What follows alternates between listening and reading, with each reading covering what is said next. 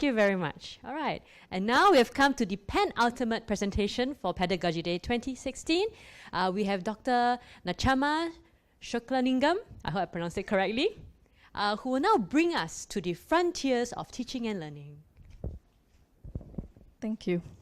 Good afternoon, everyone. I'm so excited to be here, and I hope you are as well. Are you excited? Yes? Okay.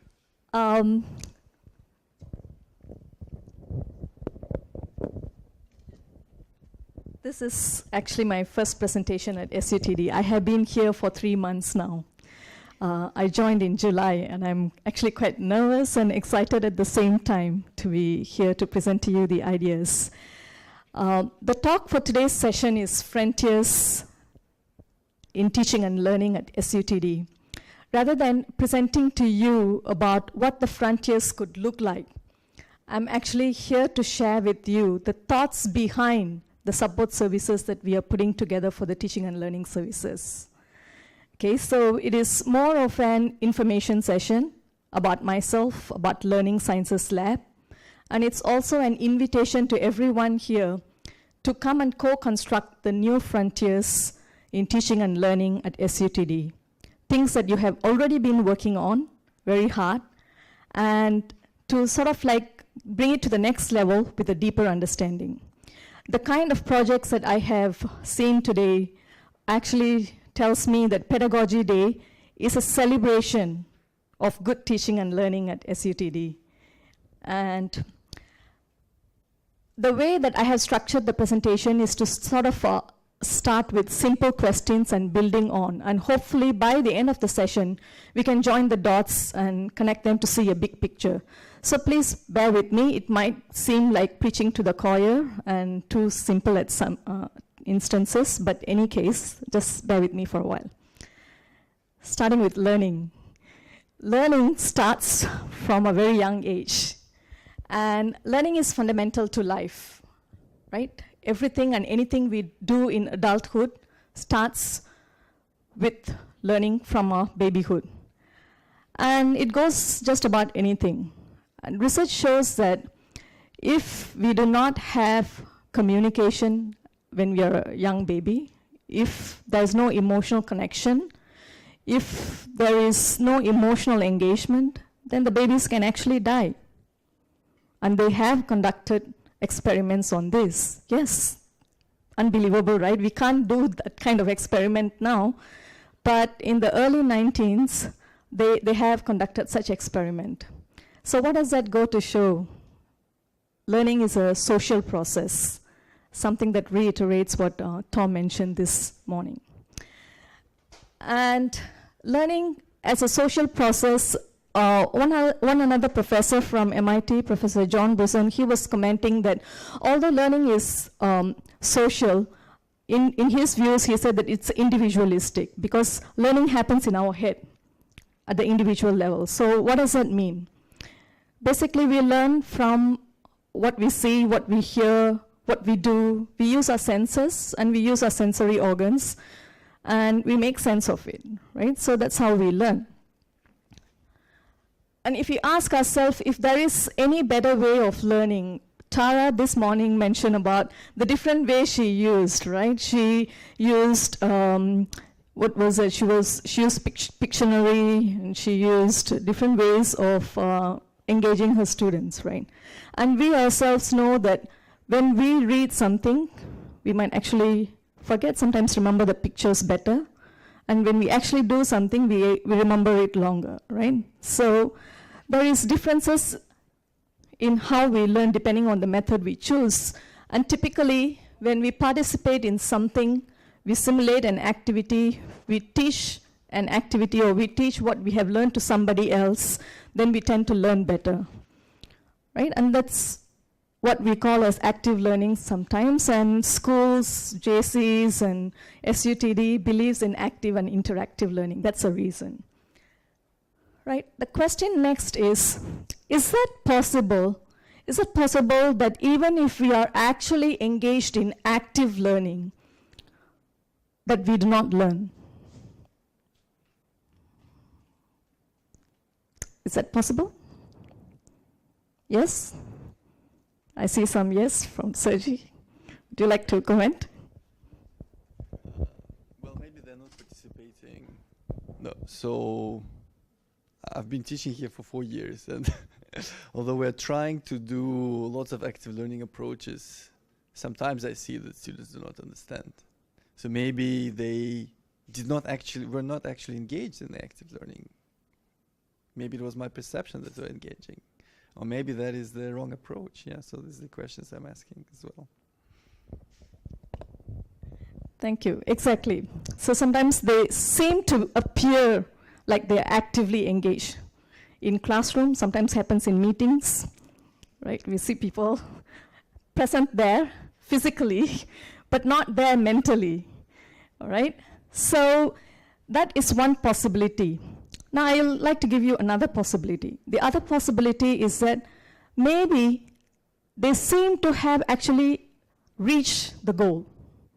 For instance, just now the presentation, students might actually be able to tell you V is equal to U plus AT. I hope I got that right. Okay, so I might appear to have been here to be able to repeat it, but do I actually understand it? Have I learned it? No, I have merely learned to repeat what I have heard. Right? So the learning is not there because it's not just about the outcome, but it's also about the process, and I have not gone through the process. So learning is also about process. Next, we go to the next level, and we ask ourselves, there are experts and novices. And some of us remain as novices, and some of us move up the ladder. Now, what is the difference between the experts and novices in learning? And we say that as novices, right, it actually goes from A to B to C to D, A being the novice and D being the expert. In the case of a novice, they tend to learn in more of a step-by-step sequential learning process. We heard just now about learning physics and mathematics, right? They cannot see the interconnections. So they can only see one step at a time. But as they move up the ladder, they become deeper learners, they become experts. They are able to see the interconnections. They're not just familiar with one pathway, but they are actually able to figure out multiple pathways because experts have spent the time experimenting. They have tried out different pathways, going from home to office, different pathways. And they know the shortcut. If there is a traffic light here, I know I have to take a detour somewhere, or I have to take a shortcut somewhere. Okay, so that is expertise in a nutshell. So, in conclusion, learning is through our sensory and cognitive systems, and some processes are more effective. Active learning processes are more effective, and that is not sufficient. Learning also is about the process and not just the outcomes. And it also requires experimentation. Many of the ideas have been presented by the presenters earlier. Okay, so this is some general thoughts about learning. Now, let us take this and apply this to the context of learning to teach. Right? And I add one more question. Do we need to learn to teach? Yes. Okay. How do we learn to teach? Is the earlier picture still working? We are learning through our sensory systems, cognitive systems, perfect. Is there a better way to learn to teach? Does that picture still work? Active learning works? Yeah? Is it about the process? Is it about the outcome? What differentiates a novice from expert? So I bring you back to the same picture, and if I'm not mistaken, you will agree with me that every one of the conclusions we formed earlier still continues to work. But there is a little difference. When we are just learning a concept, it is just a concept. But teaching has an impact. And it has an impact on the learner. I'm not talking about teaching having an impact on learning, but teaching having an impact on the learner as a person. How many of us remember, if I ask you to list out the top 10 people who have made an impact in your life, a teacher would be in the list. A good teacher can make us, and a bad teacher can break us for life. Right? So the role of teaching is very important, and learning to teach is very important. Right? And that is quite understood by many, organizations, governments, ministries, and that's the reason why we have, MOE has the one-year diploma course for teachers going into primary and secondary schools. However, this is not applied to higher education. Not because it is not important. The time has not come yet. It may come. Right? And what happens is that it is sometimes assumed that expertise in the discipline is equivalent to expertise in teaching. This need not be true. Some of us are very good at it, but like earlier said, it's not naturally born. We might have had the experience to work with very experienced communicators, very experienced teachers, and therefore we model after them and we become good teachers. But it doesn't mean that we can stay at that. We have to continually learn. We have to sort of like treat our classrooms as labs. And we have to continually learn in our classrooms. And so that's the reason why SUTD has initiated Learning Sciences Lab, and they have brought me in. Typically, this kind of units are called teaching and learning centers. But we have moved away from that old naming to Learning Sciences Lab because we wanted to focus on learning to teach and teaching to learn. Right? And it's also to give the notion of sciences that it's not just about inspired teaching. It's not just, you have it or you don't have it, but to have a scientific approach towards teaching. And the notion of lab, the exact words, it's quite amazing how, Tara, when she was talking about, I was really moved because, I had the same point to say, but she said it, more elegantly than me, that we need to think of our classrooms as a labs as we go in and we take copious amount of notes on how our students are learning, that we observe what they're doing, we review exactly many of what you have all been sharing since morning. Right? So that is the birth, and that's the reason for Learning Sciences Lab, and that's the reason why I think I have been brought in, to sort of like help coordinate this. So I have been working with many of you. I have been talking to many of you to understand what is teaching and learning at SUTD like, what kind of training programs has been going on in SUTD. And this is what we have come up with for SUTD. The first wing is that we will have the pedagogical developmental initiatives, which will have the structured workshops, peer coaching, consultations, seminars, and talks, which most universities would have and you would be familiar with. The second wing that we would like to propose is actually pedagogical research, and we call it the Scholarship of Teaching and Learning. How many of you are familiar with the terminology of Scholarship of Teaching and Learning? Just put up the hand so that I would know. 1, 2, 3. So this is something that we need to know. Just because you may not know the terminology does not mean that you do not know SODL. In fact, all the projects that I have seen from morning reflects SODL in some ways. It is just that you're not familiar with the naming. But is it important to know the naming? Yes. Because Nacha is Nacha and Kim is Kim, right? Like, would a row be a column?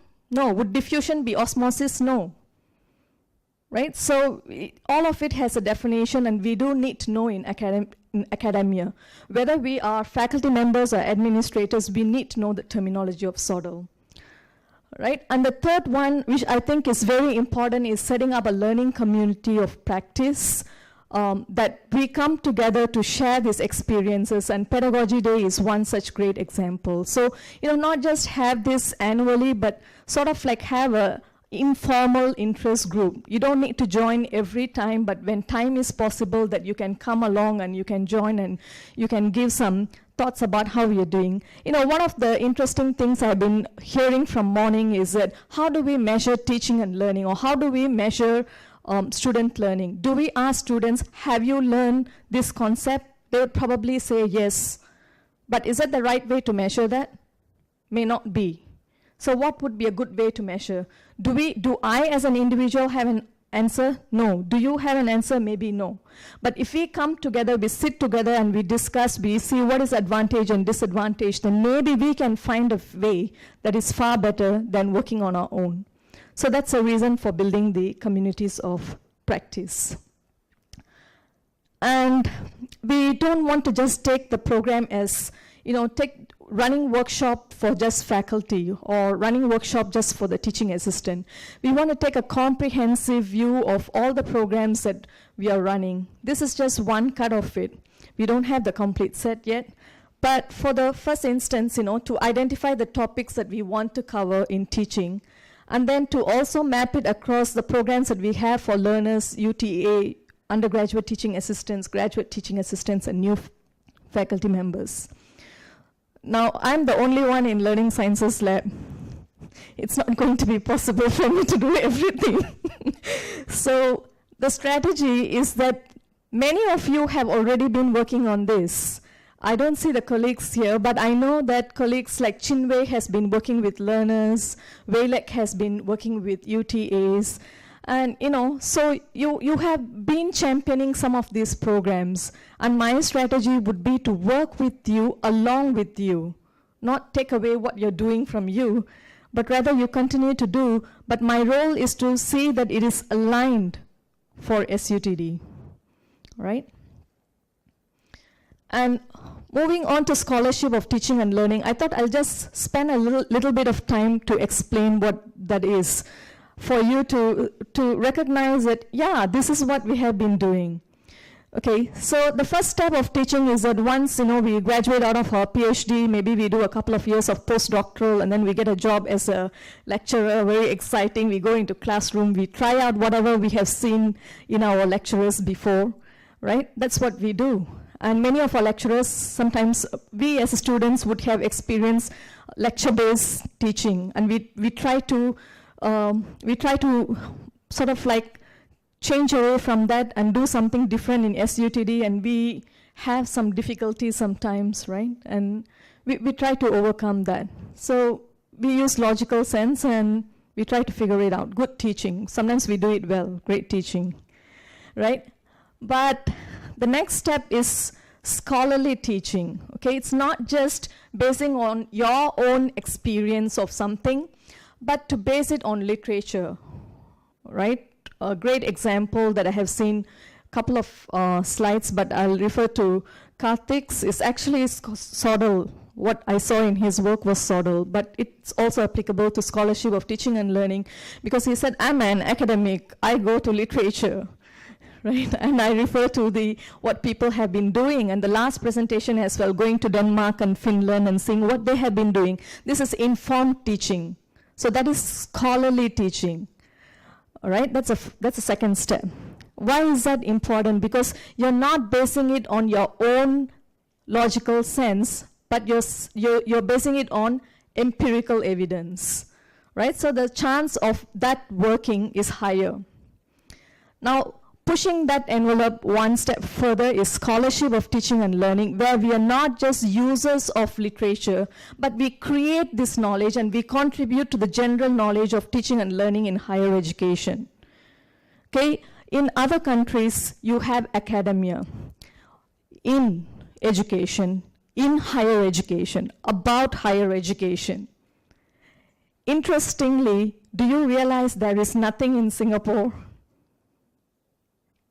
NIE focuses more on K-12. There might be people, but it is people like myself working in teaching and learning centers. One of our role is also this. It is not just to organize events. It is to work closely with you in building this knowledge. Right? So scholarship of teaching and learning, there are three main characteristics. One is that we ask critical questions about teaching and learning. The second is that we gather empirical evidences. The third is that we get to the community. That is very important, because whatever treasures you're having, whatever you're learning from your classroom, if you just keep it to yourself, it is just so wasted.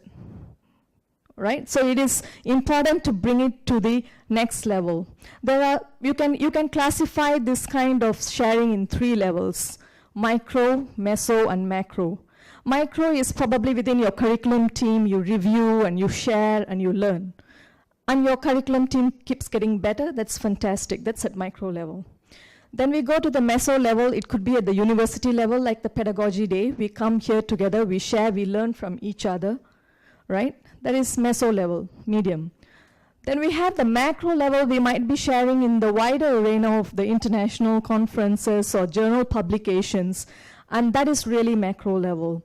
So if we go through, having gone through what is teaching, scholarly teaching and scholarship of teaching and learning, are we doing scholarship of teaching and learning and SUTD? Definitely, certainly, most certainly, without having the, brand name. But at which stage are we? Some of us are at the starting stage, some of us are more advanced. So one of the role of LSL is to help people who are doing good work get to their publication. And this could be as working with you as partners, collaborators, consultants, what is comfortable, and again, depending on the limitation of resources and time. Right? So these are the two main things that I wanted to share with you on LSL. The other thing that I keep hearing when I go around to talk to people is that, oh, SODL is for teaching faculty members. And I wanted to break that myth and share with you why I think so. I might be wrong, but this is just an invitation to think along and see. And if I'm wrong, it's okay, just correct me. Okay, I'm happy to learn that. What I think is that scholarship of teaching and learning is not just for teaching faculty members, it is also for research track members, it is also for administrators. It is for anyone in a university or educational institution who is willing to contribute to enhance teaching and learning. Okay?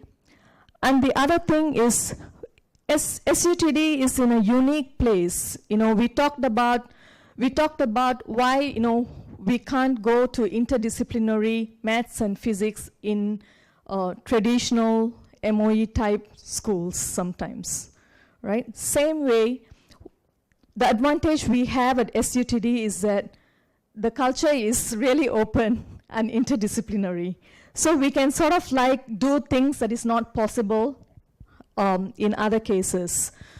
Here I'm just giving you 3 examples of interdisciplinary pedagogical research. So this can be with ASD, or it can be with ISD, it can be with EPD, ESD on teaching and learning. You can have researchers, here is an example of researchers teaming up with botanists on machine learning about flower recognition project. Okay, so ISTD folks can do that. You could develop the next generation online learning assessment systems. You could have virtual reality in architecture. I'm out of time, so I'm trying to rush through. So what I'm saying is it doesn't have to be a teaching and learning project. It can be an interdisciplinary project about teaching and learning. Okay, so with that, I have sort of come to the end of the session. What I wanted to share with you is information about Learning Sciences Lab, some thoughts behind it. Seek your support as contributors, collaborators, and participants in our events, and to co-construct the new frontiers at SUTD with me. With that, I thank you for your presence here and support. Thank you. Thank you very much, Nacha. I have 2 main takeaways from that presentation. Number 1, teaching has an impact on our students. And number 2, active engagement should not only be employed in the classroom, but also at department meetings.